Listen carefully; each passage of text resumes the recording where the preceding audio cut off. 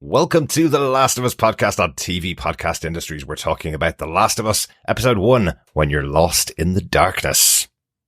The guys who jumped me were with Robert. He sold our battery to someone else.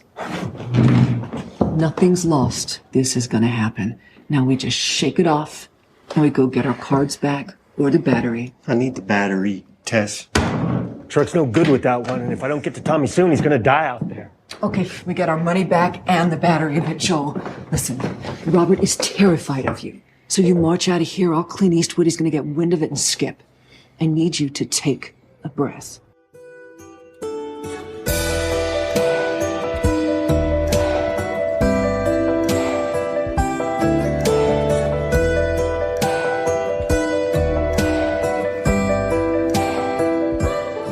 Welcome, fellow survivors, to the Last of Us podcast from TV Podcast Industries, our 737th episode of TV Podcast Industries. This time, we're starting a new show. We're starting The Last of Us. We're talking about episode 1, When You're Lost in the Darkness. I'm one of your hosts, Derek. Hello there, fellow survivors. I am one of your other hosts, John. And rounding out this trio of survivors, I am Chris. The only reason I called out the number of the episode was because I thought it was quite ironic that this is episode 737 and we saw a plane crash in this episode. So I don't normally call out the number. We saw one plane crash, but multiple going down. Yes, we did. Yeah. Yes, we did. That's like you're not just sitting under an overpass just before the runway. No. That is like, oh no, there's houses then villages down there.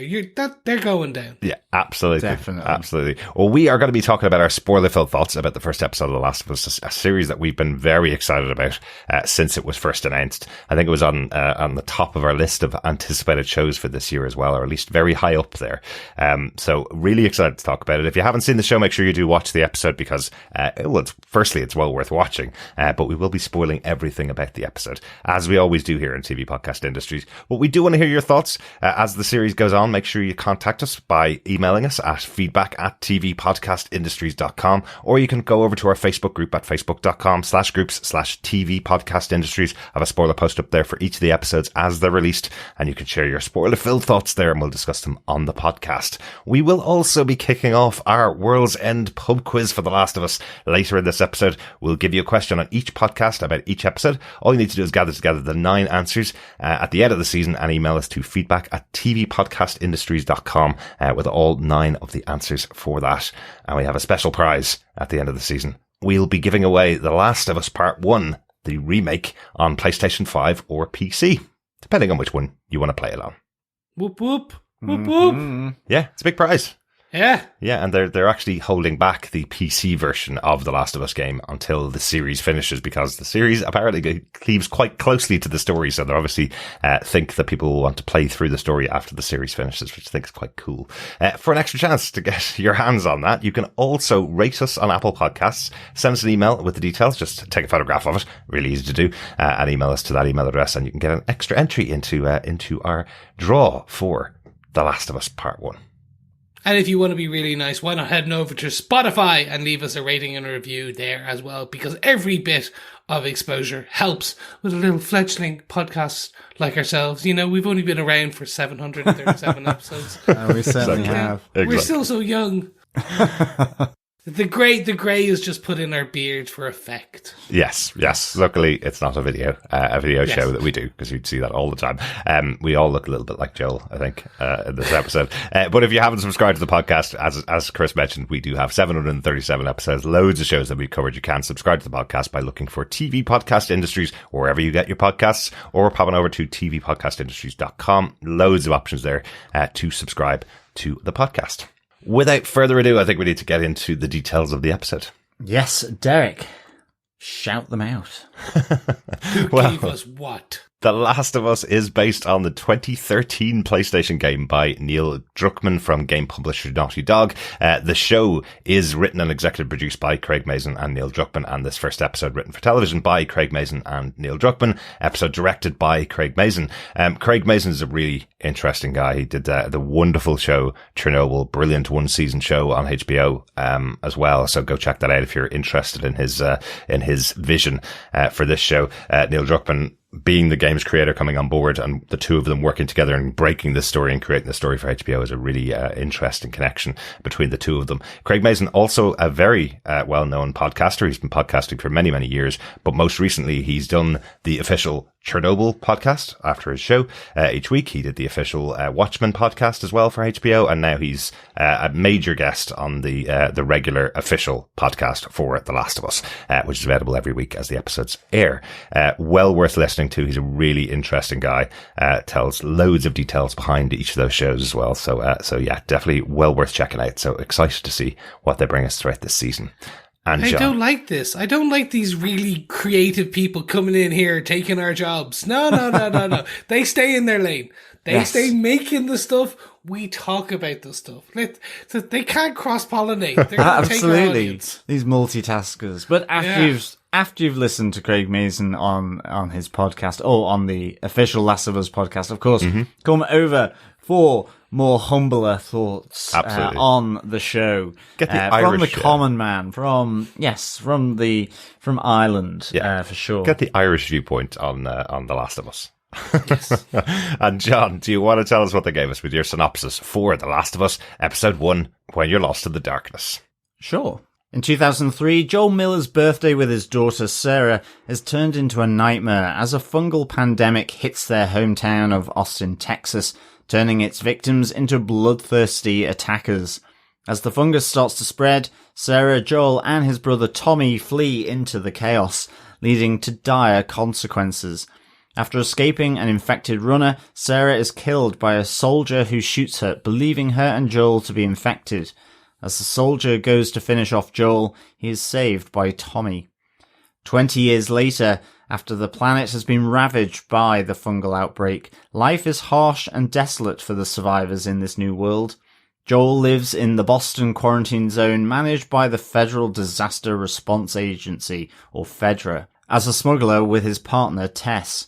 Confined within the walls of the quarantine zone and subject to martial law, they try to source a car battery to leave the city in search of Tommy, who has dropped out of contact from his location in Wyoming. But the local dealer, Robert, has instead sold the battery to the Fireflies, a rebel group that opposes Fedra.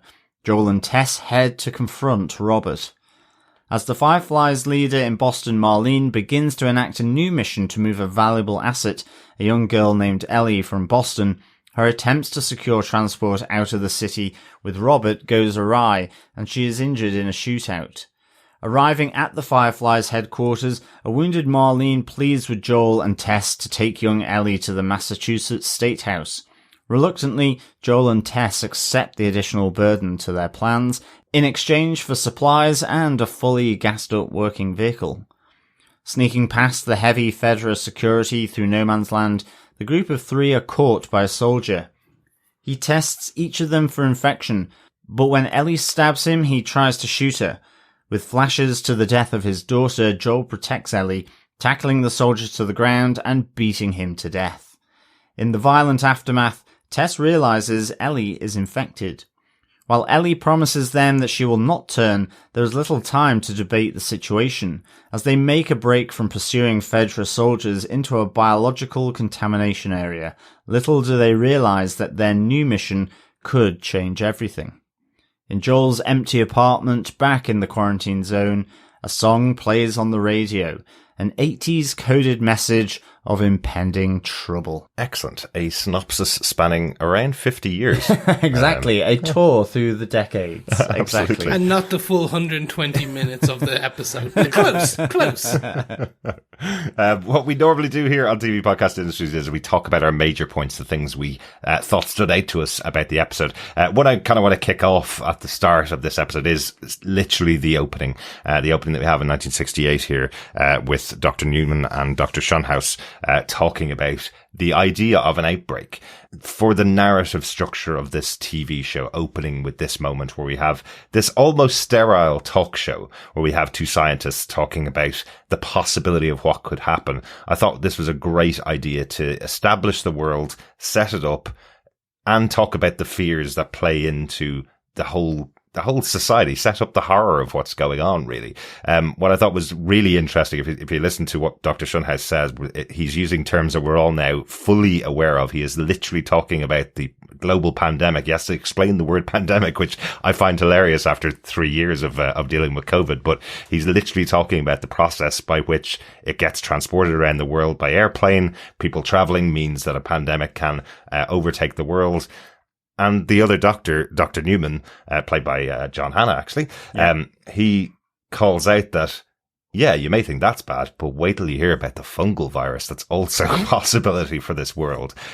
What did you guys think of this as this opening for the episode? I absolutely love this opening. I thought it was really, really nice touch and, a departure from the game. And I have to just question, I think I might be referring to the game quite a bit. Okay. It is my touch point. So, but I loved it. I love this opening with the scientists, and it was just that.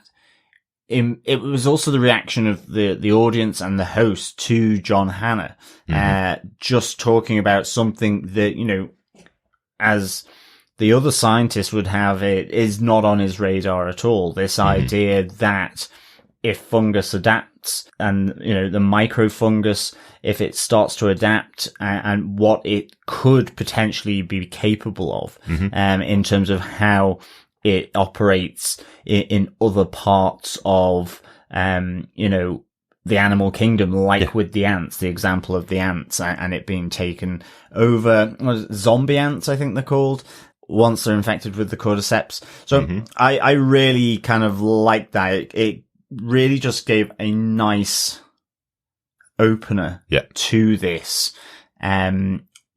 Almost a, the warning of impending doom, but also now using that language with, as you say, with pandemics, viruses, influenza type, respiratory, symptoms that we're all very familiar with. So it's a really nice way of hooking in that apprehension about, I guess, how things can evolve and develop just generally. Exactly. So I thought this was really good. Yeah. Yeah.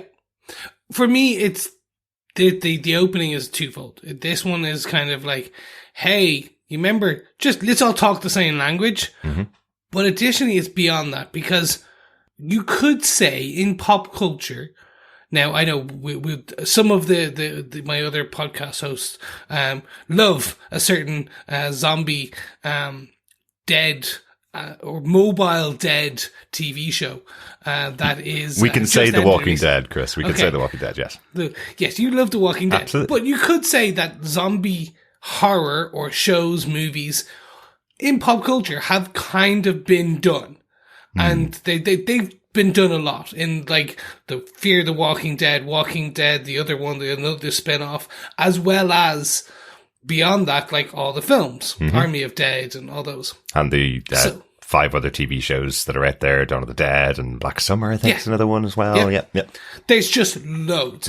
So what I think also this worked at doing is going, look, this isn't your standard zombie. This isn't your standard outbreak apocalypse. What we're talking about here is fungus. Yeah. You haven't seen that before, have you? Exactly. No. And really interestingly, that was kind of the situation that the game came out in back in 2013 when it came out. Pretty much every video game was doing a zombie version of their game, where you went out and they put zombies in as the enemies and you shot them, and that was kind of the function of it. And what Last of Us was trying to say was, we can also do really interesting stories in a post-apocalyptic world. And they're kind of like zombies, but they're not really. And I'm sure we'll talk about that as the series goes on as well. I think the important thing here, or the important distinction, is that they are infected. Yes. In the same way as viral or bacterial, there is an infection. It's just this is fungus. And yes, I reference zombie ants, but it is to that point that they keep their host alive. Zombies are dead, and it is, referenced through the game, but also in this episode about, do you think that they're still alive in there, that they're still that person? Yeah.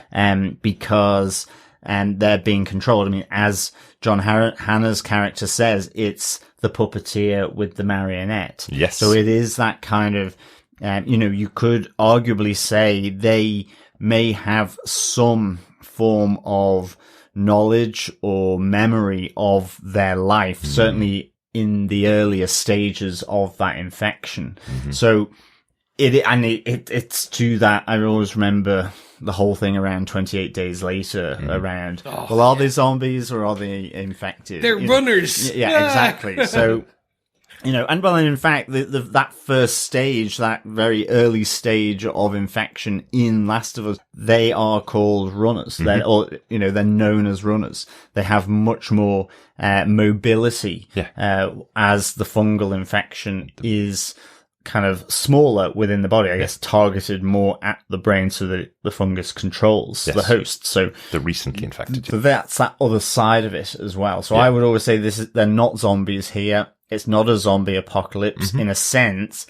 You could argue it's more akin to something like Outbreak or, that pandemic disaster movie in a sense. Yeah, and I know there are loads of arguments out there and have been for many years as to what is a zombie and whether these are zombies or not. I think what happens in zombie fiction a lot of the time, you don't get an explanation for where it comes from and they try to hide it. Like Walking Dead never gave an explanation for where the zombies came from. That was one of the things Robert Kirkman sat on forever, didn't want to ever talk about it. He just wanted to talk about what is the zombie apocalypse effectively. Whereas here we're starting it out with, in the opening shots, this is where it's coming from. So it is an infection. I just had a couple of quick final points about this opening as well. I love that it takes place in 1968 because that means people have known about it for decades beforehand, right? Even though John Hannah's saying, we don't think there's any possibility of a cure. And the other scientist is going, I don't believe in the theory that it can jump from the animal kingdom into humans. But John Hannah's saying, well, what if the temperature goes up? So that's the warning of the climate crisis that we're in now, effectively. So that's real world situations. That's exactly what happens. People were aware of what was going to happen back in the 60s and 70s. Loads of information has come out about that quite recently as well. But I love that they've set all of that up within this scientific environment. It really felt like Frost Nixon, the old David Frost show where he's interviewing people that we don't tend to see interviewed on TV anymore in big situations. We normally get, stars and actors and singers and stuff like that interviewed in this kind of situation. But in the 60s, lots of shows were like this. Well, and weirdly, through my day-to-day job, I'm aware of research being done on beneficial forms of fungus that in soil and how they respond to higher soil temperatures. And in fact, when there's been a fire, as to whether they're killed off and how they respond and come back to higher temperatures. So I was kind of, as soon as he started to talk about that and how it affects that community of different fungal species. So I was like, as soon as I heard that, I was like going, oh crap. Yes. That's being done around soil fungal populations. Yeah. So you were that meme out of what was it, Leonardo DiCaprio sitting on the chair with the kind of cigar and the bottle of pointing at the TV. Like, oh my god, yeah, I know that.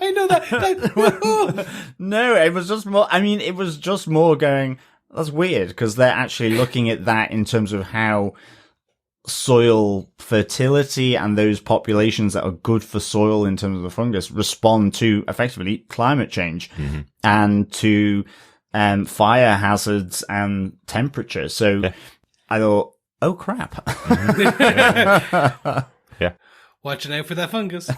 But I do really like this as an opening. I think it's a great idea to establish it the way that they have before we get into meeting our characters for the show. But again, I love set back in 1968. So decades and decades beforehand, there was a warning out there. Yeah.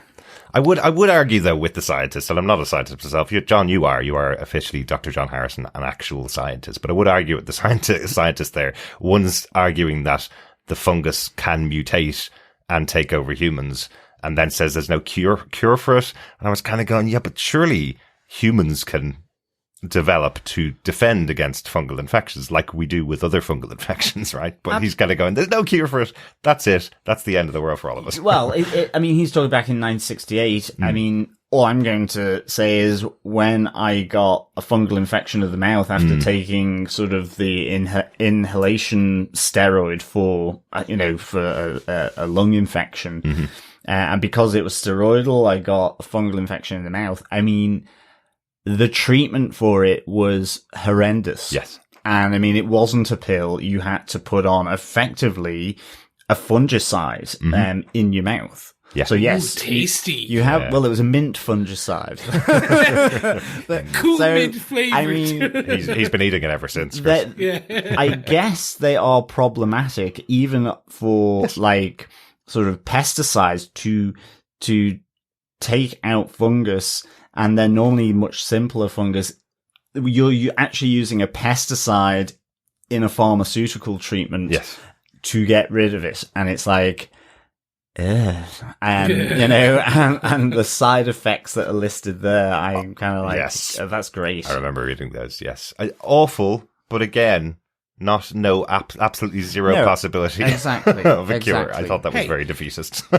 Back then, they never had athlete's foot, all right? Yeah. Back then, they were smoking on television the whole way through, right? I know, that was so great. So nice to see, wasn't it? Yeah. Back in the days. Right, let's go on to our major points. I think, John, you're going to kick us off with your major point for the episode. Yeah, I am. I think, for me, dare I say it, I'm going to take the whole of 2003, if that's possible. But, I mean, not really in the sense. That second kind of we'll jump in part, we've talked about kind of the prologue here, that setup of what the danger, what the threat is. I think for me, it's that end of the world. Some people may call it a trope. I'm not saying that that's a negative word. It's just that any good apocalyptic show having that contrast of normal life and then how it all breaks down, even if it is accelerated for, dramatic purposes, is really, really kind of good. And I thought in this sort of section of the episode in 2003, you have all this normal goings on. You have Joel's birthday. And I just love that the normalcy of the interaction between him and his daughter Sarah, and also then with his brother, even that interaction with the neighbors next door as they're walking out with the Adlers, who will play a significant part in their future life. They will. About effectively Sarah trying to get Joel to take some of their biscuits, as he's like literally poking bits of biscuit into his mother's mouth, the elderly mother. And then sort of, I'm on Atkins, but Sarah, she will spend, a good few hours with you when she comes back, see how you're doing and so on. Yeah. So I love that kind of interaction, that kind of the normalcy of it.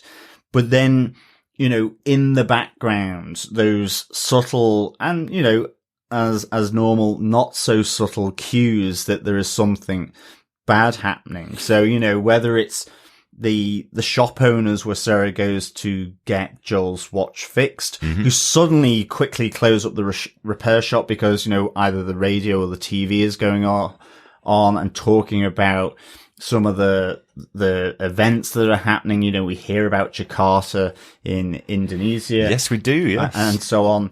And the emergency vehicles whizzing past, but just really quickly, you mentioned Jakarta. I love that Joel's reaction was most people's reaction at the start of COVID. Oh, sure, it's over in China. Sure, that's miles away. Oh, sure, it's over in France. Sure, that's ages away. It was very much, where's even Jakarta? Sure, there's nothing that could connect to us over here in the US from that. Exactly. So, those kind of normal threads, but it was the subtle ones here. I mean, it was Sarah in school where you see the light just reflecting on her face.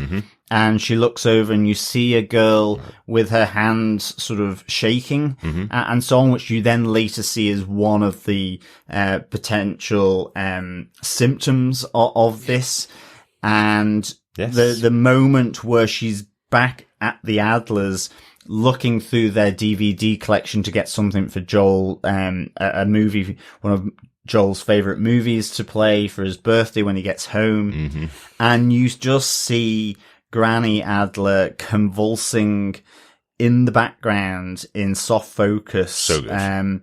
Was just fantastic for me. I thought this was really creepy. And in terms of how Granny Adler develops over the course of the next sort of few hours, I think it was also just the mouth opening. And of course it was all blurry. It was just really well done. And then when Sarah goes to leave, she's just kind of almost normal again. She's just sat there like she had been when she arrived.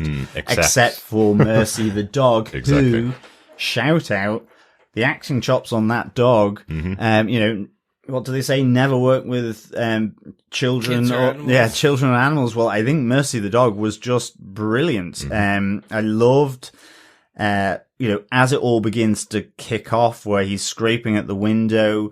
He's whining at Sarah and, really anxious, and then barks at her as she kind of moves away from him. It was just... I love that. He's basically knocking on the window going, get out here, let me in. She comes out and then tries to go over to the next door. And the minute she tries, Mercy just stops dead in his tracks.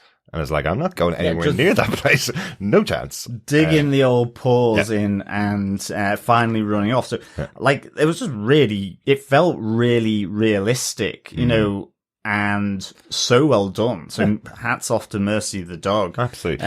Sure. I love that touch. It's been said many times that animals are much more perceptive than humans about certain things, particularly health related. There's known instances where dogs and cats have picked up on people who have cancer before the patient knows it themselves, that they'll sit with their owners.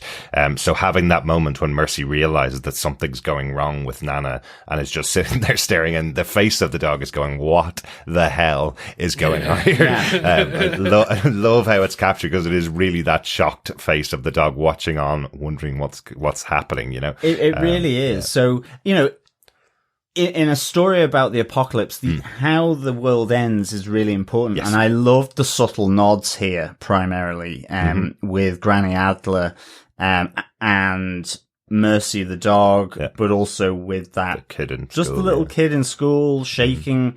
And you hear a cough as well, so again, just immediately in this day and age with the pandemic, with COVID, that whole coughing or sneezing suddenly became a very different thing when you're on, say, a bus or a train or whatever. So I really like those touch points. I thought they were really perceptive of showing, this oncoming outbreak of this fungal infection. And then you really go chaotic finally when Granny Adler has a few mushrooms coming out of her mouth, which I absolutely thought was superb. Yeah, well, exactly. You have to fry them up in a bit of butter and some chives. Oh, well, if you can catch her, Chris.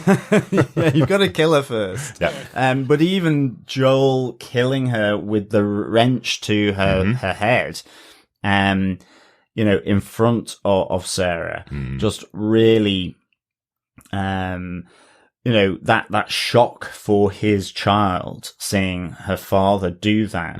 And again, it's to that whole point that, it's not just the end of the world as we know it collectively. It became, for other reasons, the end of Joel's world as well, because of that, but personally, with what happens to Sarah.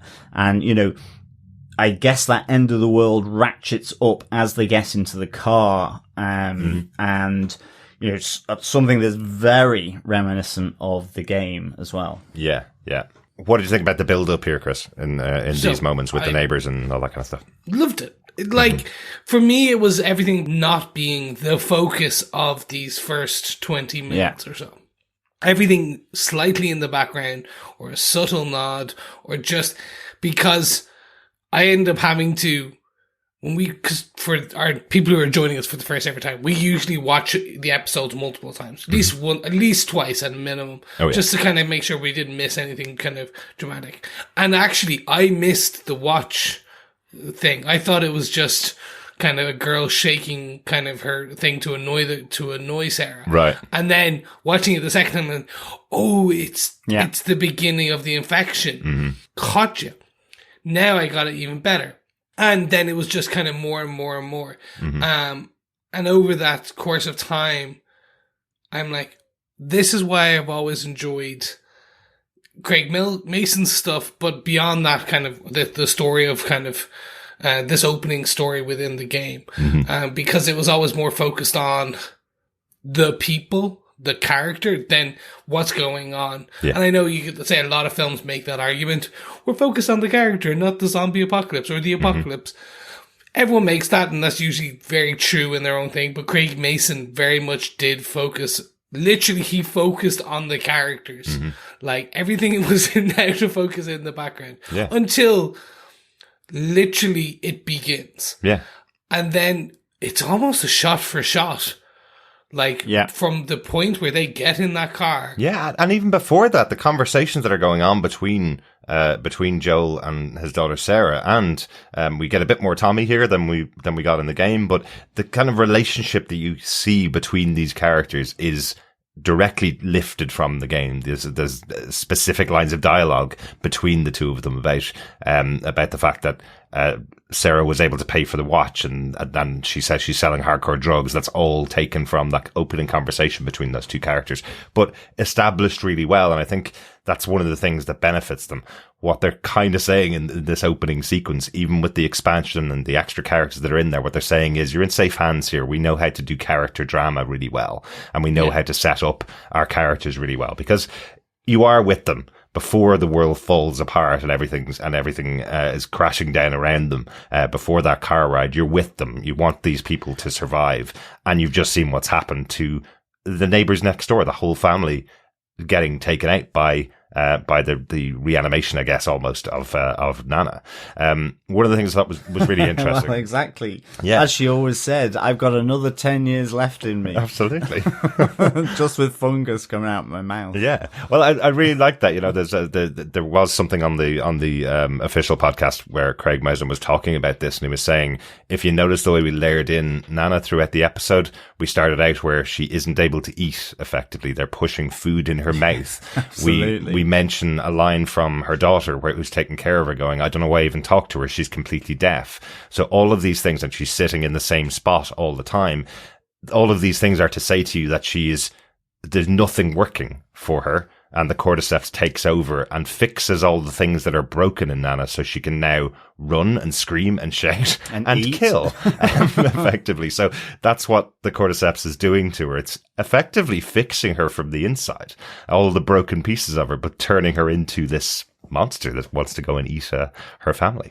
Yeah, I mean, I think the great thing as well is, you know, you get that sense of the immediate family of Joel and Sarah and with his brother Tommy over that birthday breakfast. Like, the interaction is just fantastic. And, you know, such a short space of time, but you get the sense that these people live together, can riff off one another, love one another, care for one another, as well as when it comes to an extreme situation where Joel is protecting Sarah from Granny Adler. And similarly with Tommy, protecting Joel from the soldier later on. So you know, and even the interactions with them getting into the car, in the morning, and the interactions with the neighbors. So, you know, that whole scene with the Adlers is much more meaningful. It just feels, more emotional, because they aren't just random neighbors that you haven't seen up till this point. You know, Sarah's gone in and has helped bake with the daughter, and you've seen then in the soft focus, you know, that there is danger for that family with the grand turning. So it's that wonderful contrast of ignorant bliss up until the point where it affects you, and you know, even then with the escape from the neighborhood, you know, you get a bit more painting of Joel here, where he basically, you know, tells Tommy not to stop to pick up the family that's stranded by the side of the road. Damn right. You know, you see Sarah. Well, Tommy's saying they've got a kid, and he's like, "Well, I've got a kid. She's right here. Yeah. What happens if we stop and we all die because we stopped?" You know, she's the most important thing in his life. You see the situation of everyone having the same idea, where the motorway is clogged up.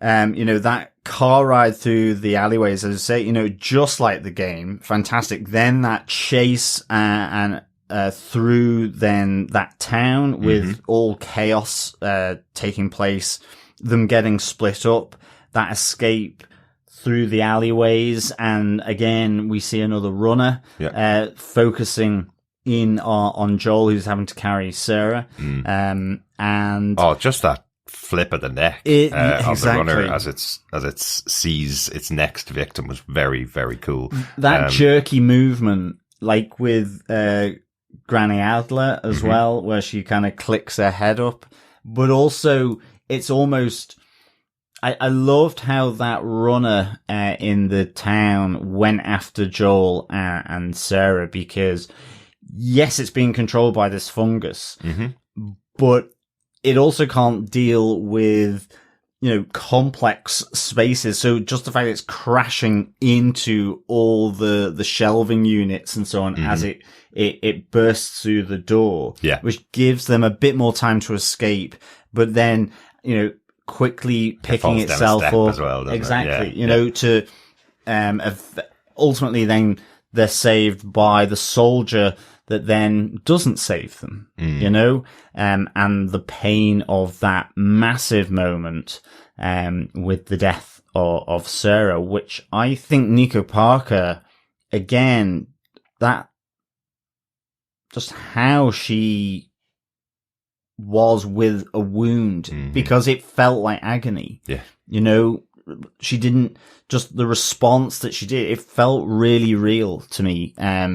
You know, and the response of being sort of pulled up from being flat on the floor, absolute agony. Yeah. And the panic, the distress that she has. And I think that played really well. It must have been really good just to react on that, but from Pedro Pascal as Joel. So I thought it felt really, you know, this big moment, and because, you know, if you haven't played the games, you think you're going to be, and this is where it is, to me, is very different from The Walking Dead. You kind of think that's Rick and Carl, and that's going to be Rick and Carl going through. It's Joel and Sarah. Now, Sarah doesn't survive the first hour of this, and it's not because of the runners. It's because of the people that you think are going to protect you in the form of soldiers ends up effectively following orders blindly, because you can only sense from the, you know, the half conversation that he's having with his superior that, well, they'll be infected. So he's just been told to kill them. Yeah. Just kill them. The order is to kill them. Exactly. And it's really shocking. Yeah. Yeah. And that it's such an interesting thing. This is, as you say, John, directly taken from the game. They did such an interesting thing here. You're controlling Sarah up until about halfway through this point. You're controlling her in the back of the car, watching all the destruction going on around her. It's only after the car crash that they have that you then control Joel. So you're being put in the shoes of this character, and then she's the one killed at the end of this opening. So what a great narrative choice to do that in the game, and a great, you know, touch to it in the show, because you spend more time with Sarah in the opening than you spend with Joel. So that's the kind of nod to it. I do like that they use the HBO cache to have a crashing plane crashing into the town, causing this big accident that knocks them off the road. Not in the game. It was just a normal car crash. But they were like, hey, we got HBO money. Let's show an actual plane coming down out of the sky at this moment, because it is spectacular. Absolutely great. Yeah. For me, this just overall, the ending of this opening is still what gets me. I knew what was coming each and every time. I've played the opening of this game multiple times, and we'll get into how much, but I haven't played as much as, I haven't played pretty much, I played a couple of hours of this game multiple times. But this opening I'm well aware of, and I knew what was coming, still gets you right in the feels just each and every time. Like, no one likes to see a kid die. Mm-hmm. And especially when you think the kid has survived, because the way the camera pans and everything like that. And then that's what this is for me. Like, I was watching with my wife, and she kind of audibly gasped because she did not think that would happen. Most people, I assume, do not think this is what you're going to happen, because you do think it's going to be, that's the story of Tommy and Joel and Sarah. That's what this story is. We're going to show them into the next 20 years how they're surviving. Yeah. So I think it's one of those kind of, and anyone who's joining us for the first time, not going to know what I'm meaning, but any of our long-time listeners, they zigged when we thought they would zag. Exactly. Yeah. And you're right. No matter how much you know this opening, I think the acting that's there, how it's framed, how it's put together as an opening is still surprising and still delivers the emotion that we all felt when we played the game. Before we move on to the next point, I do want to call that out. There's a great quote from Dara O'Brien, the Irish comedian, about video games as a narrative.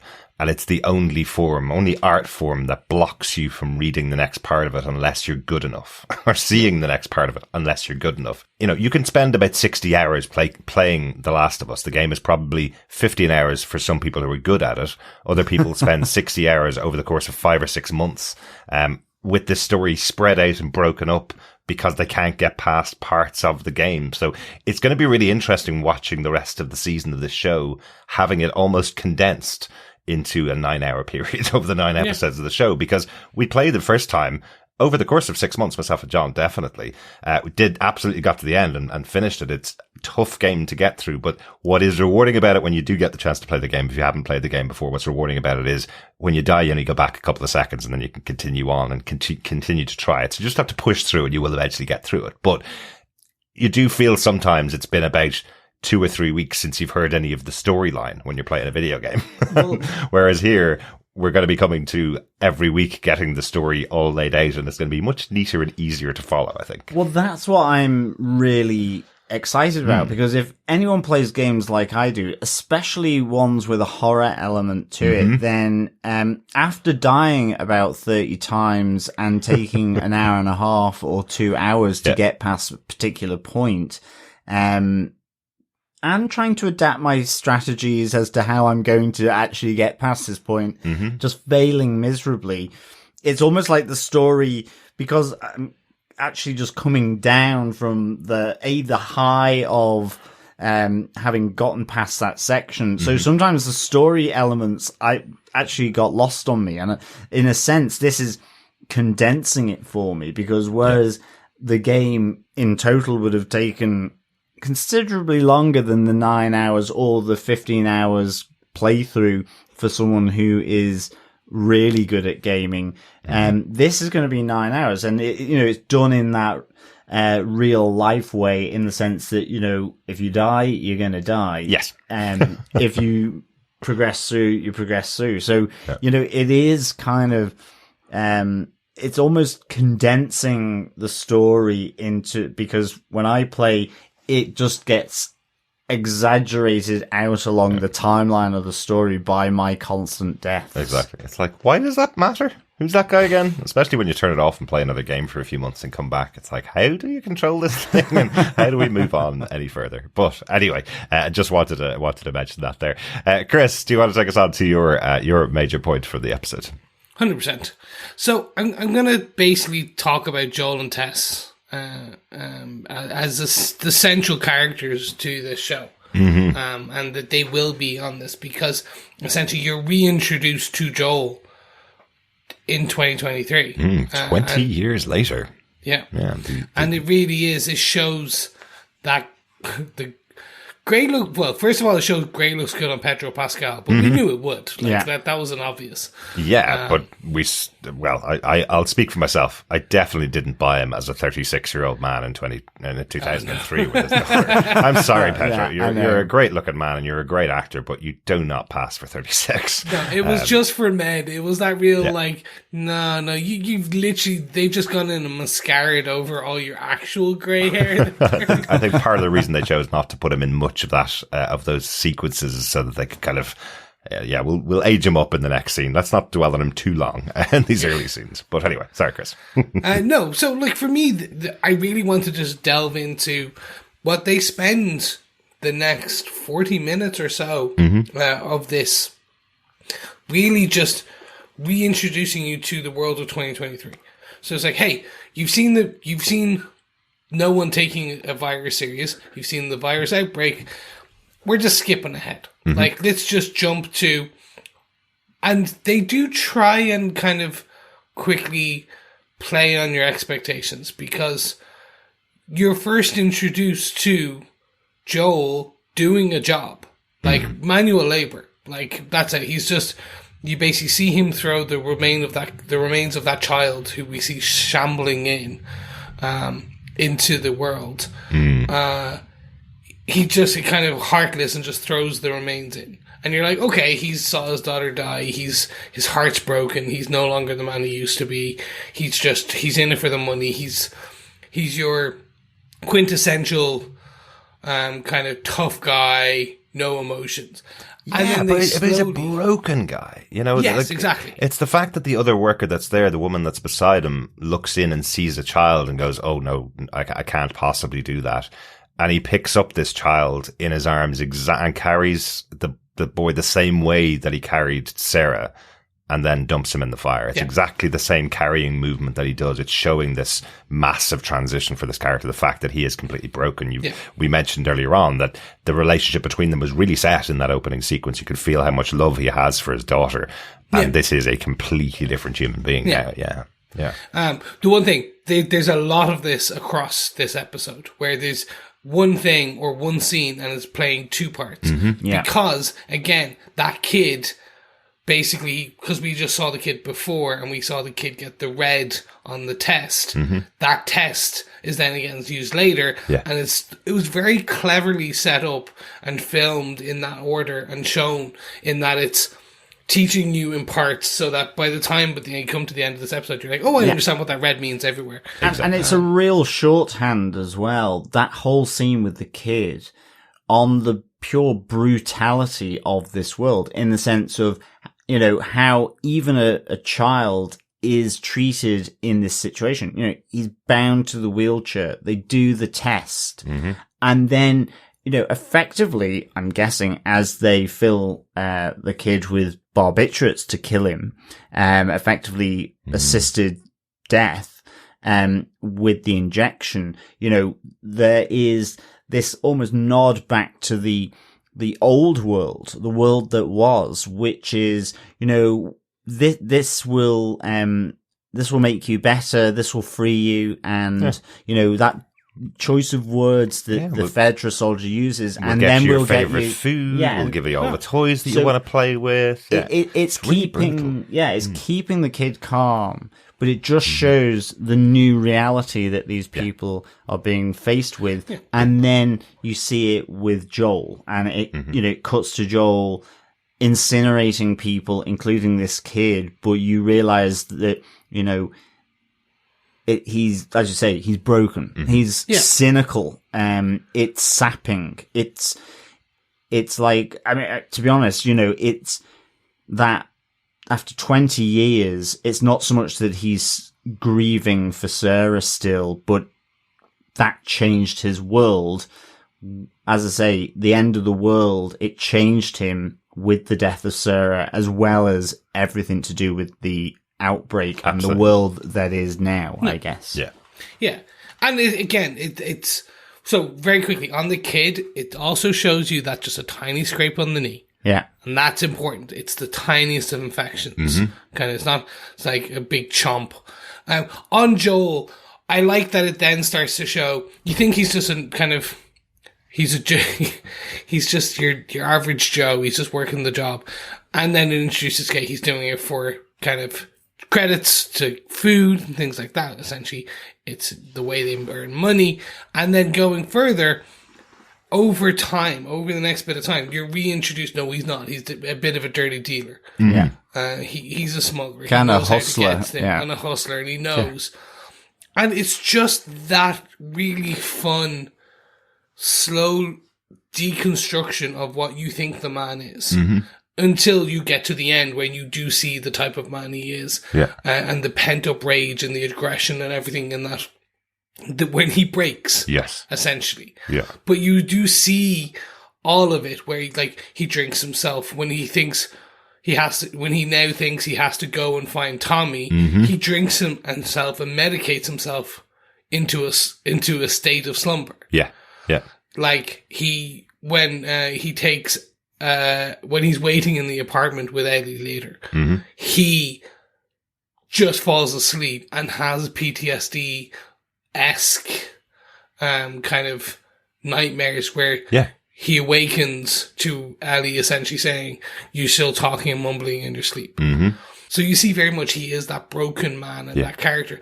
And a lot of shorthand is taken, but I think it's taken in a very well narrated, they didn't just they didn't have like Basil exposition come on a character and kind of go, "Well, Joel, you're a really broken man, blah, blah, blah, you and your alcoholic problems, blah, blah." Like, they showed it in a clever way versus the more blunt hammer NPC character kind of coming in. I think as well, though, it is broken, as you say. There's also there's an anger, there's a cynicism,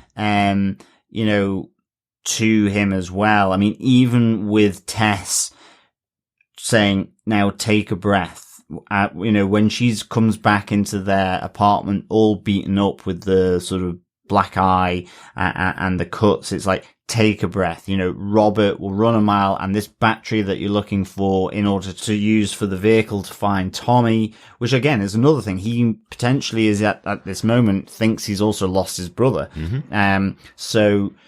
But she's trying to just calm him down to say, take the breath, don't do anything rash. So there's because he's an absolute firecracker. Yeah, exactly. You can tell he is gonna go off on someone, and she knows how to manage him, which I love. Love Anna Torv here as Tess. I think she's really, really good. Fringe fans, anybody here? Yeah, exactly. Just the second I did not know that's who she was playing. Right. I knew she was in the show. I did not know, and I was like, perfect casting.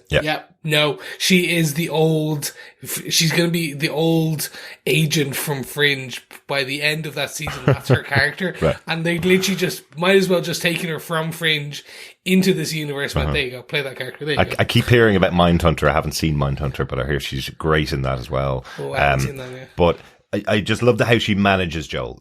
It's one thing I find interesting about Joel. Joel effectively is Han Solo in this world because he's the smuggler. He's the one that you want, that everybody knows wherever he goes within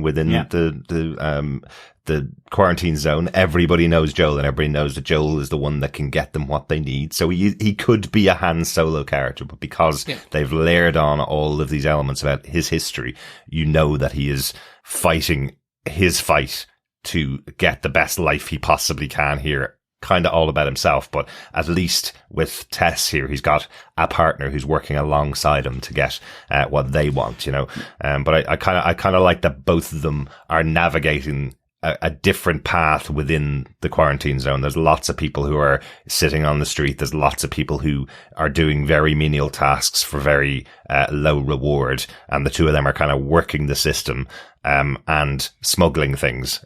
So I love that about the two of those characters. Well, it's even he skips the entire queue for the telegraph messages or the radio messages that have been sent out by the guy in order to, again, check in to see whether Tommy has, made contact again. And again, using the cigarettes that he's just had bartered with for the pills. Now, I thought that was quite a large payment. I'm not sure the barter system, but he was getting like a couple of, he got a pack of about 6 or 7 cigarettes, and he gives the entire pack to the guy for absolutely zero information. I thought that barter system didn't work very well. He handed it over to him, and the guy goes, "I haven't heard anything." Yeah. I'm assuming it's more. I'm assuming it's like an ongoing payment because because Right. we do learn that the radio station is used for other things as well later. It's just because the guard handed them over as additional payment because he didn't have enough ration cards. He said he was 5 short on the ration cards. He handed over all this pack of cigarettes, and then Joel takes them out of his pocket and hands them over. We know Joel's not a smoker because we saw him give out to Tommy in the opening part of the season of the episode for smoking in the car. So I just thought it was odd that he took that and transferred it over for, and the response was, guy lights up a cigarette and goes, "Nope, no information for you." Well, yeah. But hey, that's probably why he gets to the head of the queue, I guess, every time, right? Well, that's what I mean. He's resourceful. Mm-hmm. He's thinking those steps ahead in the sense that he probably, when he saw there was a credit or a food stamp or whatever was paid to him for those pills by the soldier, he realized, well, I don't smoke, but I can still use these, to navigate my way, get stuff, and keep my, I guess my in there. Mm-hmm. So I really enjoy that element of Joel. At the same time, he has this hard, brash edge to him that also doesn't make him entirely likable. And I have to say, you see a lot of graffiti around the quarantine zone. It says, "When you're lost in the darkness, look for the light." And just the guy that comes up to him and says, "Are you lost?" And he says, "If you tell me to look at the light, I'll break your effing jaw." Mm-hmm. Which I thought was really, I just really liked that. And, again, he's not shy at coming forward to say, "I'll beat you up." And and the key thing is, that's why he's chosen. Mm-hmm. So, well, aside from convenience of they arrive, but because of all these factors, when him and Tess do go and to get their battery back, and they find Marlene and Ellie and a lot of dead people, that is why Marlene turns around and goes, "I know you can do what I need you to do." Yeah. Like, you two are known. You're a quantity, you're good at what you do, you're going to get the job done and you're going to do it right, and you're going to do what I ask you because we're going to pay you. Yeah. It's, again, they've used a lot of visual narrative shorthands to build and layer that character very well, not quickly. Like, again, we're near like an hour 15, an hour 10, an hour 5 at this point. By the time you're introduced, we were introduced to Ellie a lot earlier, but you're introduced to like the plot point. Yeah. Which is they need to get this girl out to these other people. Yeah, I love that so the plot that point actually for the show is that Joel needs to get to his brother in Wyoming, and he's willing to do whatever is necessary to get there, and that happens to incorporate getting Ellie to this location, which we'll talk about in a second. The one thing I just wanted to quickly point out, I had to look it up because I'm not hugely familiar with the geography of America. I know bits about it, but you mentioned Joel drinking himself into sleep effectively after looking at the maps for his trip to Wyoming from Boston. It's 2,000 miles. Yeah. So I think the reason why he was lashing back so much of the whiskey was like 2,000 miles across all the dead zones with all these people that could kill me. I don't want to do that, but I think that's part of that. Well, it did. Do you also think it took him 20 years to get from Austin, Texas to Boston? To Boston. Well, exactly. Yeah, he's been here a while. You can tell he knows this city of Boston pretty well. Yeah. No, he arrived yesterday. He's just Joel. He's known throughout the landscape. Exactly. No, I just look, this sets up the characters perfectly because it does give you them, and it brings you literally up to them. It tells you how they know these things and where they're going and what the ways. Yeah. And it sets them up perfectly to introduce you then to your 3 traveling companions when they add in Ellie. And I'll throw to you, Derek, now for your point, because I know Ellie is kind of connected. So I think that really wraps up the Joel part of a kind of my point. And Tess, I should say. Joel and Tess. Yeah. Anything else about Joel and Tess before we go on to the end? Again, I love the interaction between these two, just even where she kind of slides in, behind him in bed, after she's come back from being, held up or locked up for the day, in a Fedra cell. And just that the next day where, Joel sees that she's beaten up and he goes, "You're lucky you're alive." And she just wryly comes back to him, "We're lucky any of us are alive, given that we've just had a massive, pandemic, and with these fungal monstrosities, sort of clicking and running around, So, I really kind of, enjoyed, just again, their interaction. The dialogue was really efficient, but it layered and added so much to just their relationship, that they get one another, and they kind of, that they complement one another, and that's what I love about their relationship. Absolutely. Not to again sell the official podcast, but another comment from Craig Mazin that I really liked on this was that scene between Joel and Tess was Anna Torv's first day of filming. Oh my God. So she had to do that scene, and apparently afterwards she was going, "Look, it's just first day, Anna. I'll get better as we go on through the film." And he's like, "That's first day, Anna? What am I going to get after a few weeks of her on set if this is the kind of stuff she delivers in that opening scene?" I thought that was fascinating. So yeah, really interesting. Going to enjoy seeing those characters play out as the show goes on. My point, just the one thing I kind of want to cover here is the two big factions that we see in the show. My point for the episode is the Fireflies versus Fedra.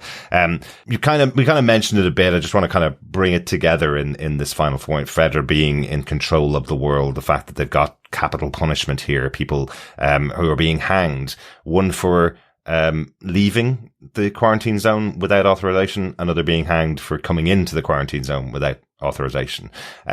They've got a foothold, or the foot on the neck of all of the people in the quarantine zone. If you want to live there, if you want to live in safety, you follow the rules or you die. It's basically where they are. The fact of how brutal they were with the child coming in. Fedra are in full control here. And what's bred on the other side of that are the Fireflies, the people that are not willing to give over control to Fedra. Yeah. Well, I mean, it is the federal, disaster response agency. So I guess it's the semblance of, the former government, the federal authorities. Yeah. So it's interesting that, in this world, there is still that remnant there. I loved that one of the t-shirts of someone within the Boston quarantine zone was from the Al Gore presidential run from 2003. It was a really nice touch. But it's interesting, again, it depending on the kind of apocalyptic scene, does the government or the authorities of the day hang on? And here there is that semblance, like with Why the Last Man. There was still, it was still trucking on, even though there were the organizations, in this case the Fireflies, that are against what they're doing. And they've gone draconian with the martial law. It's the military court for judging crime. It's not a societal court with a jury of your peers, that kind of stuff. So it's really that whole, the way it's gone, it's become, and again, I guess speaking to elements that happened in the pandemic is, after 20 years, how does, if it's a continuous pandemic of 20 years, when does that imposition on freedoms bite? And I guess what this show is saying is that after 20 years, it's become draconian, but also still because of the nature of the threat of the infected. And similarly, there's a great moment where Marlene, the leader of the Fireflies here in Boston, says to one of her kind of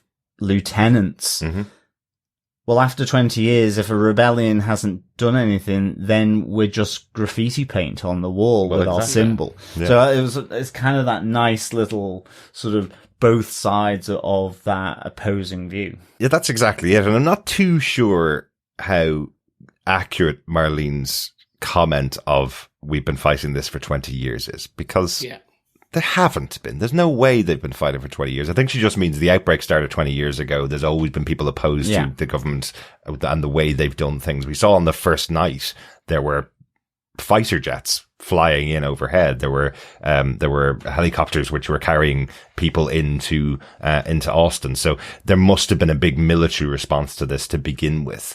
And that's what has taken over.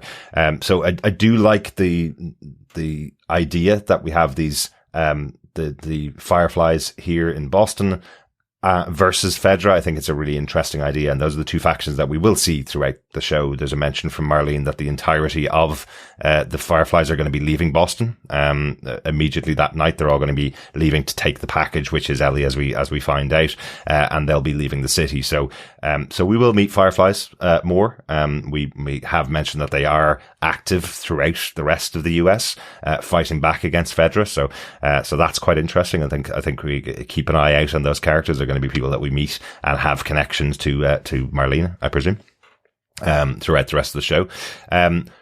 But they don't seem to be working very well. Either side actually don't seem to be working very well. I like, the idea of this martial law that's going on within, from Fedra. What's interesting about it is there's no option to opt out of it. Yeah. So I think that's the statement they're also making about hanging those people who don't have an authorization to leave and didn't have an authorization to come in. It's once you're there, you're under their laws, you're under their rules, and if you don't follow them, you're dead. That's it. There's no other option there at all. Joel has found a way around it, and Tess have found their way around it occasionally to get out of the city by bribing people and doing what they do. But that's not the situation for most people there. You just live under that or you die. And the Fireflies are fighting back against that. So I think that's a really interesting dynamic that will play out as the season goes on. Yeah, definitely. We also learn about, like, the key thing is, like, so for example, all the orphanages give their kids over to them. Yes. Fedra. Yeah, I was going to mention that one, and that's kind of the last piece we need to talk about is Ellie, this major character that's been brought into the show here, played by Bella Ramsey. This is the major other character that you have in the game. We've mentioned it before. Joel and Ellie are the two major characters. So her introduction is really important here for anybody that knows the story. We wanted to know was how she was going to be introduced, what the character is going to be like in the show.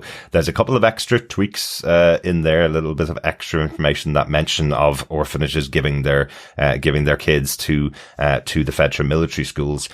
In her case, that's what she says because that's what she's heard. But it turns out, for some reason, Marlene is actually the one that handed Ellie over to military school. She's not her mother, as she says, obviously, but she's the one that handed Ellie over to the military school to keep her safe. So there's obviously some other backstory that we're going to learn about Ellie as to why she was put into that situation, I guess. I'm guessing Marlene knew her mother or knew her parents for some reason, rather than her just being turned out from the regular orphan transition over into military school. But Bella Ramsey just does such a great job as Ellie.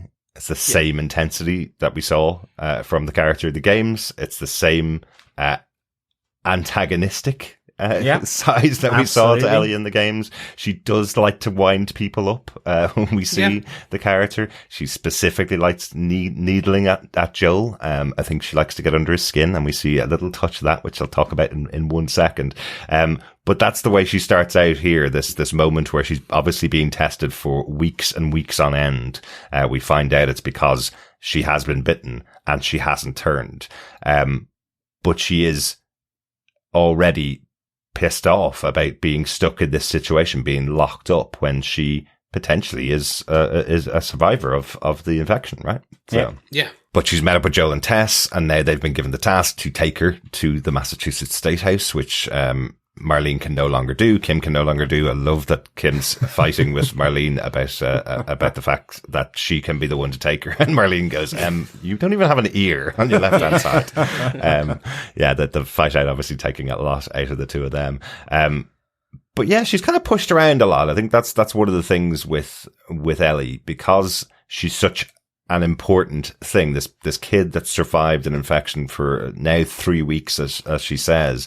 It's such an important thing for people that they start to look at her as a thing and start to throw her around. And, we need to keep her safe against all odds, even if that's a bad thing for her. Even if we have to lock her down and tie her up and stick her in a room, well, at least she's safe. I think that's what you see with Ellie in this opening part of the episode. Well, and it's also the fact that, in that initial moment where they meet her, Joel and Tess, it is that she's unwanted luggage. Mm-hmm. She's a burden. Yeah. Even just the fact that she comes out of the room trying to knife Joel, mm-hmm. and he responds accordingly with, pointing the gun at her. I love that moment.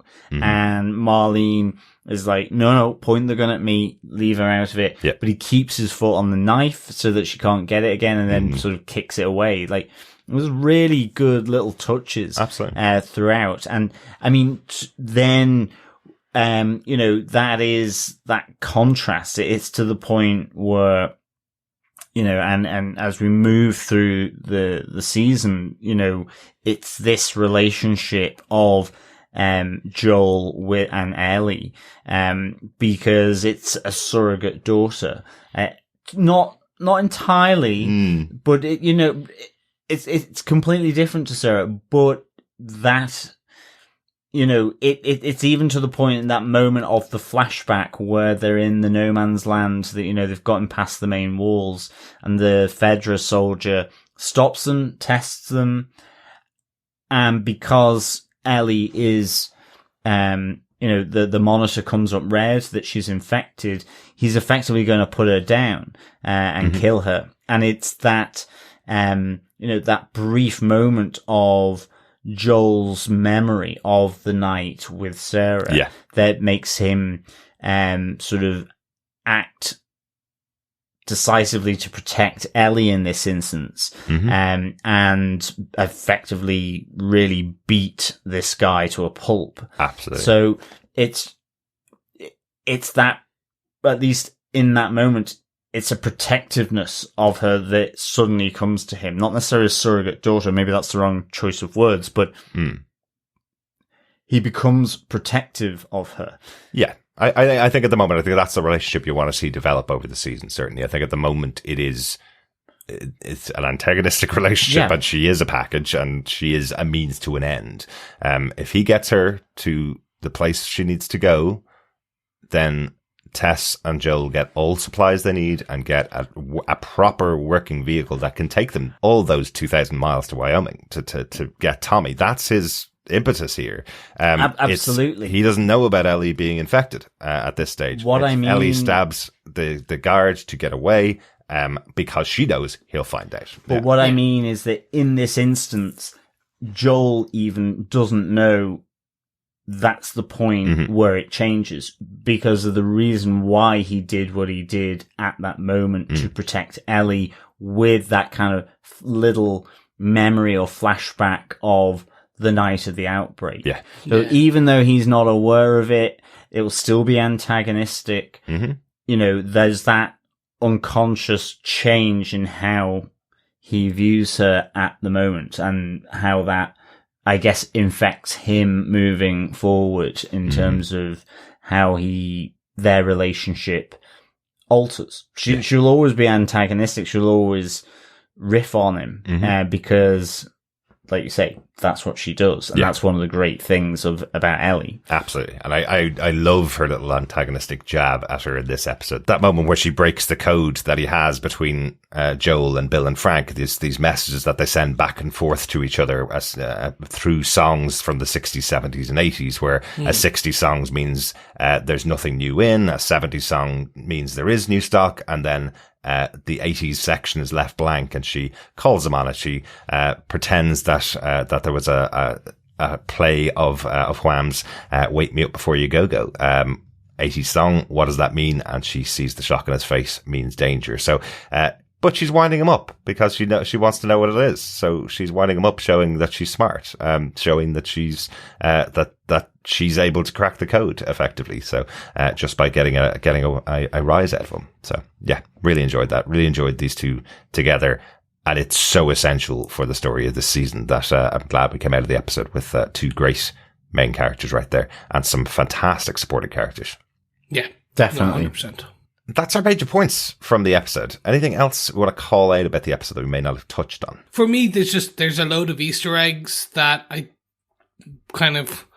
think like a lot of them are going to be mostly just for gamers or people who have played the game. So, for example, like the film is a rip from their favorite film in the game, right? Being a poster on the wall. The T-shirt that Sarah is wearing is a band, and on the back has a lot of tour dates, and all the tour dates are literally the order of where they go in the game, including one or two more, which we assume they might show actually in the show. Oh, very good, because that's the T-shirt is the same T-shirt. The band is the same T-shirt that Sarah in the game's wearing. So yes, yeah, which is very cool. So it's just nice little nods to that. Yeah. So I get the feeling a lot of it is going to be, if you have played the games, you will enjoy this. Yeah. Like you're gonna go, oh my god, that's. But like I think it's all going to be just for that. But for anyone who hasn't, we'll call out one or two of them in the future as we go through. But I don't want to get too deep into it because some of it just is like. It's just like, hey, if you played it, here's a nod. There you go, quick. Yeah. So we'll call it one or two. A really cute one is in the TV show they recreated her desk exactly as it was in her in the video game. So one of the actual environmental artists on Twitter in Naughty Dog shared the photo going, oh my god, they included the fun little card of the dinosaur that she bought for her dad in it too. That you could see. Yeah. And it's literally a blink and you'll miss it. A recreation of something that you could interact with, the card. And they don't even show it in the TV show. They just put it on the desk. Yeah. So it's one of these, like, it's going to be literally Easter egg hunting for people who've played the game. Yeah. Yeah. I think, I love that they're putting in these nods. You know, and again, you'd expect that with Neil Druckmann being involved and being the creator of the games, Craig Mazin being such a big fan of the games. That's how they met and how they collaborated together on the project, was because two of them were fans of each other, effectively. So it's great that they have those nods. One of the choices that they made for the show, and it's not an Easter egg, it's just a great choice that they made for the show, is continuing to include the music from the game by Gustavo Santaolalla, who is the composer for the music, because so many times when you're waiting for that game to load up, you hear the beautiful chords that he plays in what is now the opening theme for the show. Like anybody who would have sat waiting for the game to load will have heard that beautiful music, and it's great that they kept it because it's the right. Yeah, exactly. It's even the warning, version of that music, like in 2003 with just the shaking hand and the reflecting bracelet on Sarah's face, and with the gram in the antlers, and just the dark tone coming into that music as well. Absolutely. The only note I've got is, we do see the final stage of an infected here as Tess and Joel make their way sort of through their secret routes towards the Firefly headquarters, where effectively all the fungus has finally sort of just mushroomed out of the infected person, and they're kind of just held there against the wall. Again, straight out of the video game as well, and we see that, but effectively that's where the fungal infection has expired their host, and they're dead. And you can kind of see from Tess, this is a very rare thing. It would be very rare that you would see an infected get to that stage, because she's completely shocked by it. She knows what it is, of course, but it's very rare that it happens. I suppose because they probably clear out the area near to the quarantine zone pretty regularly. Yeah. I was interested to hear Joel say that they only had been outside. It would have been a year since they'd been outside. Yeah. Given that he's a smuggler, and given that that they go in and out, I would have thought a bit more often, so that they can pick up supplies to smuggle and sell inside. I thought they had been out more often than that, but it was interesting to hear it's been a year. It might be more the official supply routes that are coming in. He is skimming off that, or he's got people involved in that, so that he doesn't have to go out into the dangerous outside world. Well, yeah. Yeah. Also love the visual of the fallen skyscraper, in the city of Boston, at the end of the episode. I thought that was so cool, seeing the one skyscraper broken in half, leaning up against another standing skyscraper. A really iconic, closing image for the episode as well. Definitely. Yeah. Oh, yeah. One other one. Just a nod to another epidemic, that's going on. Did you notice that what they were trading for, are opioids? That's what Joel is taking, and that's what the guard is taking, are opioids. So when he talks about oxy or hydro, he's talking about opioids. So the opioid epidemic has not stopped, even 20 years after where we are right now. So, well, that's true. I mean, it just shows you, when you're trying to escape, if you've got to do it. I guess we'd all be on it in an apocalyptic world. Use some over the counter drugs and or prescription drugs and whiskey, and you'll get through any pandemic, apparently. Or maybe ecstasy from the fungus. Maybe there's and psilocybin and so on. If the outbreak had happened in 1995, everybody'd be on ecstasy, I guess. It's just a big rave inside. Exactly. Everyone's just like, is it all right? Yeah, they're just no one has any lips from chewing them all off. Everyone's got glow sticks going. Yeah, although that might pass the fungal infection, unfortunately, a bit faster. As a music fan, I was wondering what would be the 90s. What would the 90s songs mean? I was a little disappointed because it's 2003 that it took place. Of course, the Billboard Top 100 Hits book should cover all of the 90s as well, right? So if the 80s is danger, what's the 90s? That's all that went through my head. The end. Yeah, it was the end of music, and it's the end of yeah, it reached its pinnacle in the 90s, I guess. So that's probably Backstreet Boys. Backstreet's back. God, you had to pick my least favorite of all of the boy bands, didn't you, Chris? I know, that was literally like, right. I was going to say Kylie Minogue, but she started in the 80s, so she would probably. Be she should be so lucky to be the end of days. There you go. Well, I think that's a very good point to finish our discussion on The Last of Us episode 1. Overall, what did you think of the first episode? I think we pretty positive on it. Chris, what did you think overall?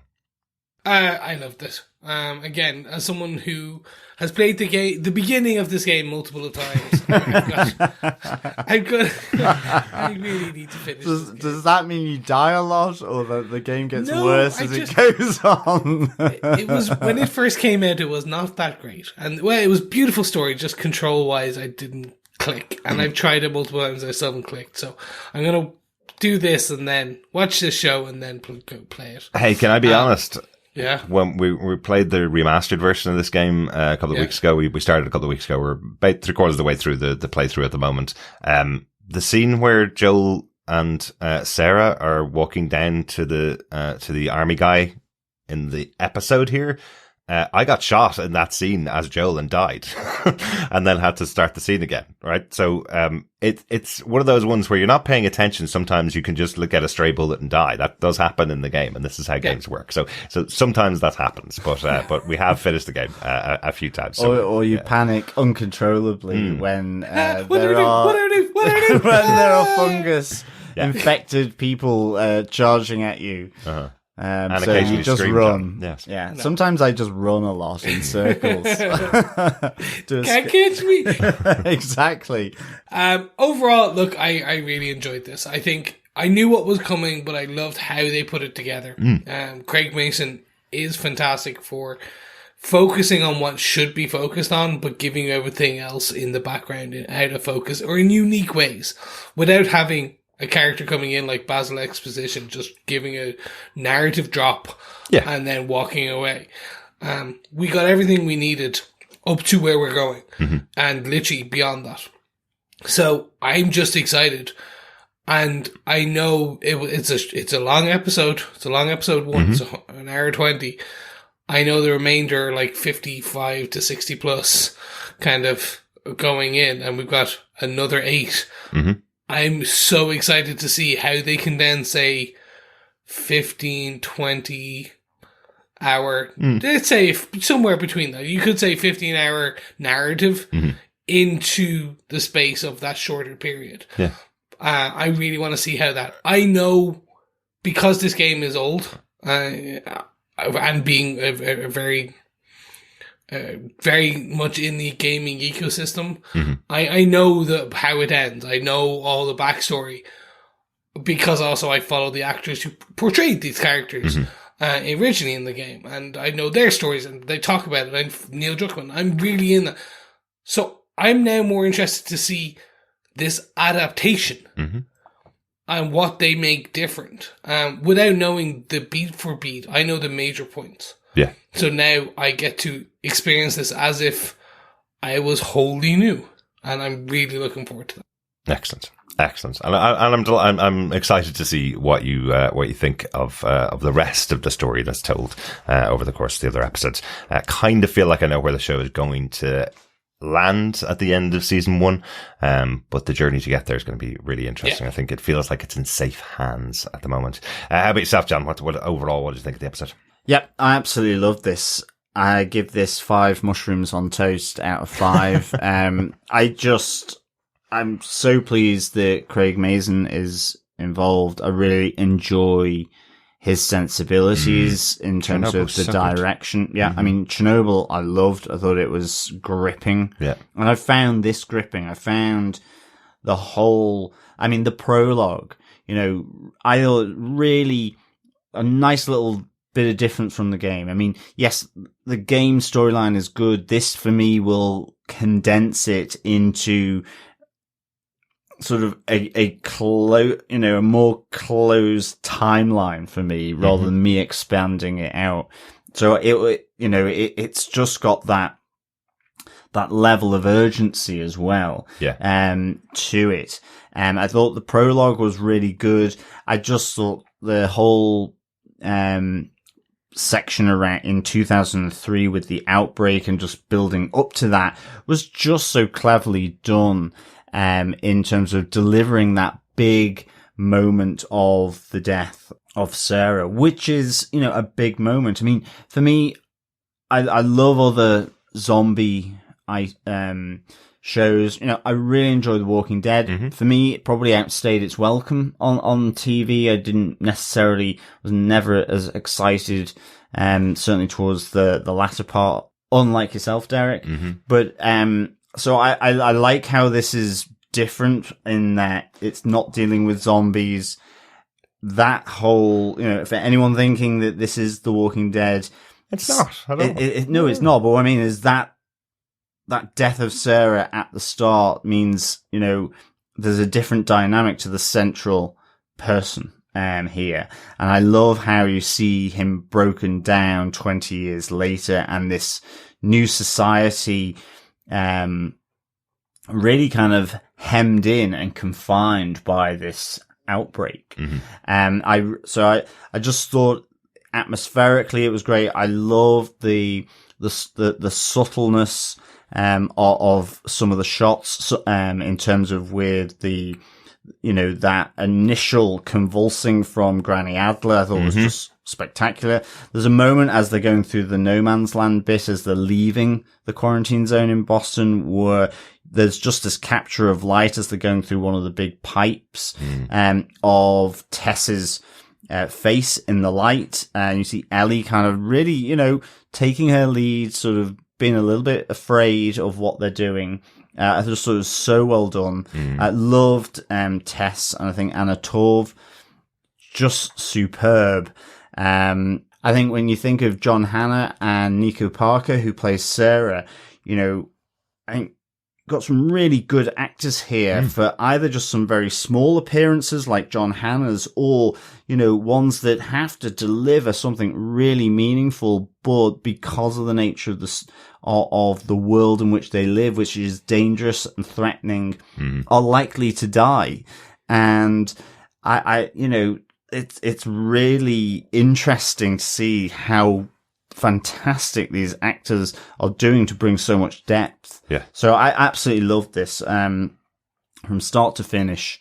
So for me, it's 5 mushrooms on toast out of 5. Yeah, absolutely loved it. Excellent. Tasty. I'll also have to give a bit of a shout out to Merle Dandridge. Great to see her reprising her role of Marlene from the game. It's so surreal to see her because the game is so accurate in how it captures the characters in motion capture that you really see her face, the same face that you've seen in the game, which you don't see with any other of the other actors or characters. So it was kind of cool to see her on screen there as well. Excellent. Glad we all enjoyed this one. Looking forward to the next episode of the show. But we have our first question in our World's End pub quiz for The Last of Us coming up. As I mentioned earlier on, there will be 9 questions over the course of this season of The Last of Us. All you need to do is put together the answers for each of those questions and email us to feedback@tvpodcastindustries.com for your chance to get your hands on The Last of Us Part 1 for PlayStation 5 or PC. The PC version comes out in March when the series ends, so perfect timing for you to enter the competition to win that. If you want to add an extra entry, if you want to add an extra chance to get your hands on it, you can also rate us on Apple Podcasts and send us an email with your details of that rating, and we will pop you into the hat as well. Excellent stuff. So, John, do you want to give us the first question in The Last of Us World's End pub quiz? Yes, fellow survivors, grab your glass or jam jar of moonshine in this and be prepared for your tonsils to be burnt off by the raw alcohol at the World's End pub quiz. Question 1, which is for 3 points. There are 3 elements to the answer here. Question 1. Federer have identified 3 periods to full infection taking hold. How long does it take for someone bitten on the neck, the torso, and the foot to become fully infected? I love this. I was resistant to having this as our question because The Walking Dead, as an example, never put timelines on what happens after someone gets bitten and how long it takes to infection. So I was really loving seeing this in the show, and I wanted to call it out as a cool point. But we've saved it for a question, so hopefully you saw that in the episode. John, do you want to give the question one more time? Yes. Federer have identified 3 periods to full infection taking hold.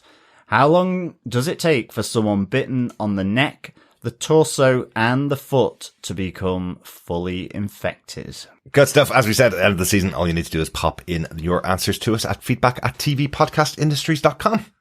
Yes, so keep your eyes peeled to the environment in the quarantine zone for the answer. I'll give you a little hint because, yes, it's in the environment as a piece of public safety information, I guess. That's more than a hint. I know it is, but I recognize you could blink and you could miss it. For our regular fellow listeners and fellow survivors, John consistently gives out to me for giving out clues, and because I didn't give out a clue, he's decided to give almost pointed out. Do you want to give this minutes and seconds? It was in the episode. I'm joking. No. I'm joking. No, we hope we get lots of entries for this because it's a pretty good prize too. It is, absolutely. Yeah, good stuff. But you've got to work for it, fellow survivors. Like, I guess, anyone who has survived the apocalypse. Exactly. But gentlemen, let's head on over to some feedback from our fellow survivors. But before we do, let's just give a quick shout out to those of us who have supported us on Patreon, and we want to especially thank Maria G, who helped support this podcast. Thank you. Excellent stuff. Thank you, Maria G, for your support. Really, really appreciate it. Absolutely. Thank you so much, Maria, for your support, and thanks to everybody that supports us over on Patreon. Absolutely. Yes, and if you want to be like Maria, you can head on to patreon.com/tvpodcastindustries, where you can support us for any credit amount, like the guys in The Last of Us.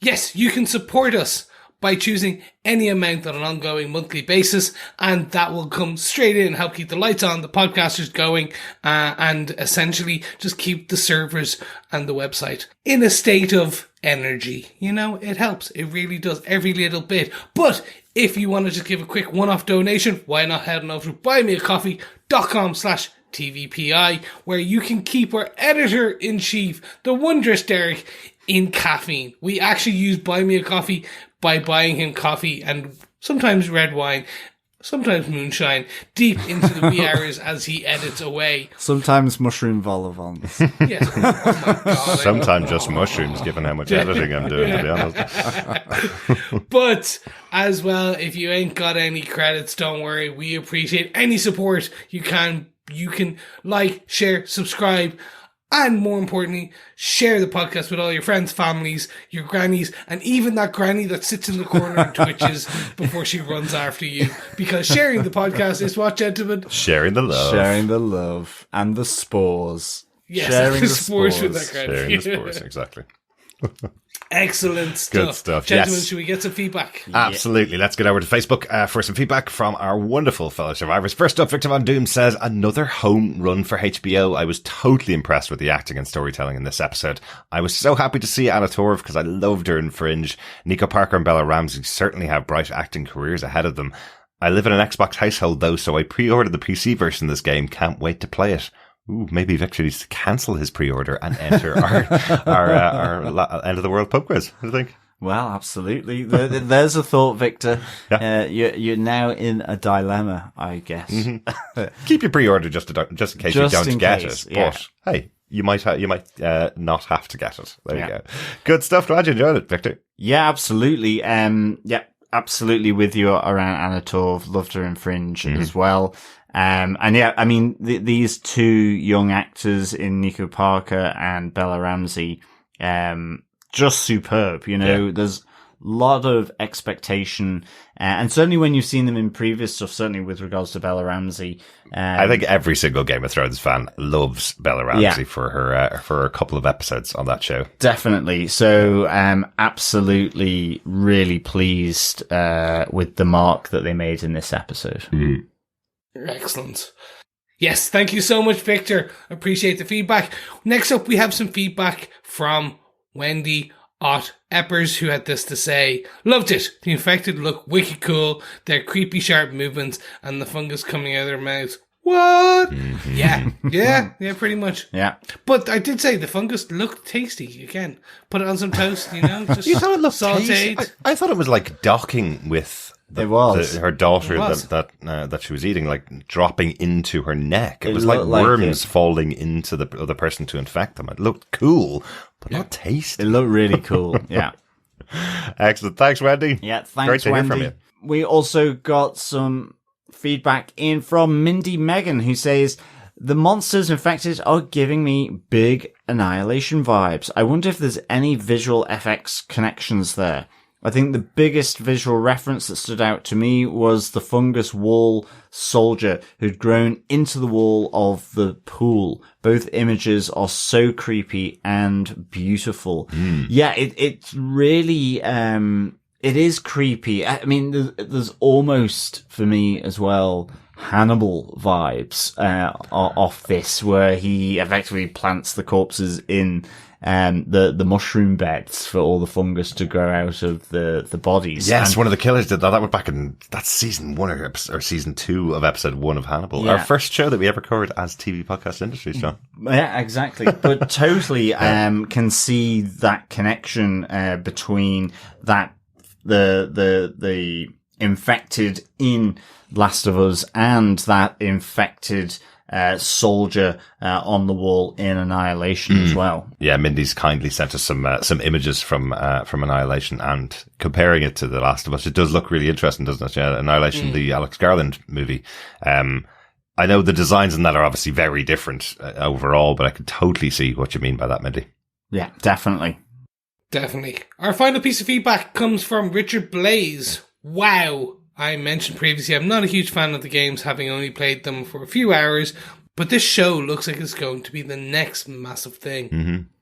Knowing a little of the story helped somewhat, but to be fair, the whole setup and extended opening, different from the game, felt like they wanted to focus on quality storytelling and believable characters, something this had in abundance. Loved it. Yep, pretty much agree with you right there, Rich. Like, it's exactly like giving it all those extra breathing room for the first kind of making an extra 20 minutes long. And something you probably only do in some of these HBO and or streaming, just gives it that character driven setup. Yeah, absolutely. Absolutely. Do you know, one final fascinating story? I'm really sorry. I just thought it was great. I've been looking at all the behind the scenes stuff this week. Did you know that originally Craig Mazin and Neil Druckmann came to it thinking that the episode was going to end with Joel putting the body into the fire of the kid 20 years later? That's how they were going to end this episode of the show. There wasn't going to be any introduction of Ellie, no Tess, nothing like that in the episode. And the guys at HBO went, if you did that, you would basically have the death of Sarah, followed by the burning of a child, and then go to credits. People need a little reason to come back next week. We know it's bleak. We know there's going to be bleak moments in the story, but doing those two things back to back and then ending the episode would mean people wouldn't come back next week. Do you know what? HBO executives, good job. Yeah. Yeah, definitely. Every now and again, you gotta say, well done, executives. HBO genuinely tend to get it right more often than not, it seems. Yeah. So, yeah, really, really interesting. Great stuff, Richard. Glad you're enjoying it. We have a voicemail in for this episode from the wonderful Mr. Steve Brown. As long as he's not clicking down the other end, I don't mind. He's not, I promise. Here you go. Thanks, Steve. Hello, TV podcast industries. This is Steve, and this is for The Last of Us, episode 1. I've only watched it once, so I need to really watch it again. I was underwhelmed by it. I mean, the acting was good. The writing was good. The cold open from 1968 to 2003, all that had me really, really intrigued. But then the 20-year jump just jarred me. Like, don't get me wrong. I was emotionally affected by, Joel losing his daughter there. But then, 20 years later, we see him again, and I don't know. I don't know. I was a bit underwhelmed by it. That's the only word I can say. I'm going to keep watching and definitely keep sending in some feedback. But as a non-game player, maybe that's why this didn't hit me as strongly as other people. I guess people said that the first 30 minutes of the game really hit them emotionally. It was emotional to see him lose his daughter, but then 20 years later, don't get me, again, I don't want to say it's wrong for him to still be grieving and mad about that. But anyway, so I'm going to press on, and hopefully it'll impress me some more. All right. Talk to you later. Good stuff. Thanks, Steve, for your thoughts there. Really interesting to hear your thoughts, especially as a non-gamer. It's interesting. We were talking beforehand, this game has only ever been on the PlayStation, so they're even gamers, lots of them won't have ever even had the opportunity to play the game, and it may not have, hit with some people, exactly as Chris said, he only got through basically what's in these first 2 episodes and didn't get any more of the story, didn't get any more delivery to him of the story. So I'm hoping that it's working really well for people that haven't heard the story or haven't seen the story before, and the opening half hour of the game that people always say they're affected by is just to the death of Sarah.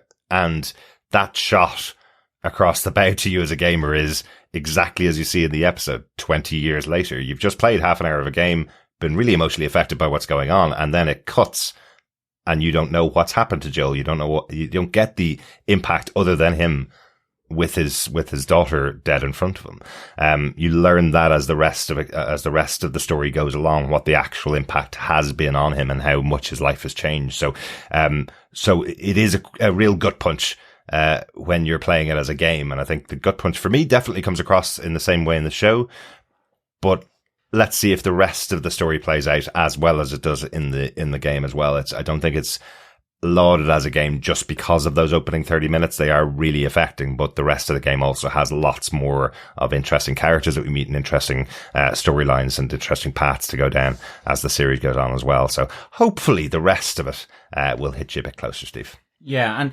I think what we're seeing in that 20-year break, it's not Joel, it's the outcome of the grief and how it's changed him. Yeah.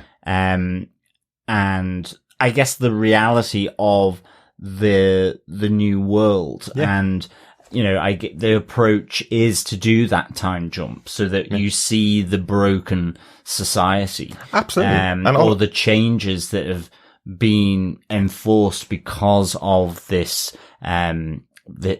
this outbreak. So I think it, you know, as we were chatting, on our points, it's changed him. That moment has changed him. Yeah. And he's a more broken or cynical, or angry person as a result of it. Yeah, but also processing the grief over the course of 20 years as the world collapses around you changes you in a different way than it would if it had just been a 20-year time shift. You know, we talked about Fedra being really brutal now, but remember, they've done 20 years of people walking to their doors saying they're safe, and they've probably seen the impact of not killing someone that has been infected. They've probably seen the impact of that. So they are, while they look really brutal to us because we've just jumped the 20 years in time, they've probably started out quite lenient and gotten more and more brutal as those 20 years got on. And that's what I love about this storytelling, this idea that they've just done black screen 20 years later, and now you got to catch up on why people are the way they are and how the world has changed. I love that. Well, it's even Tess mentions that with the two kids that